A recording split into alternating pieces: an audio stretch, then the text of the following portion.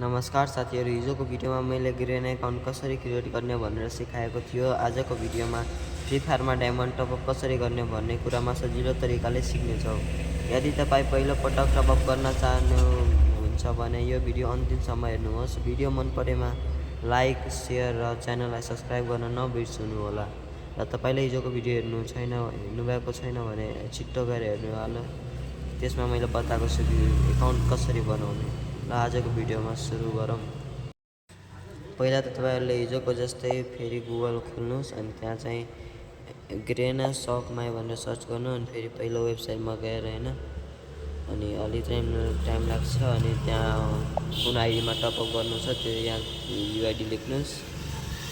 यहाँ चाहिँ मैले युआइडी लेखेँ 14102544368694।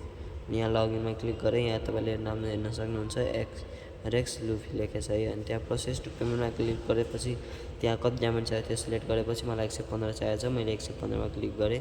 अनि यहाँ तपाईँले हिजो जुन आइडी बनाउनु भएको थियो त्यो चाहिँ यहाँ लगइन गर्ने। अनि यहाँ हेर्नु सक्नुहुन्छ मसँग अहिले यहाँ 3000 युनिपिन छ। अनि मैले यहाँ आफ्नो आइडीको सेक्युरिटी पिन चाहिहाल्यो। अनि यहाँ प्रोसेसिङमा क्लिक गरेपछि अनि यहाँ हाम्रो टपअप भइसकेको छ है।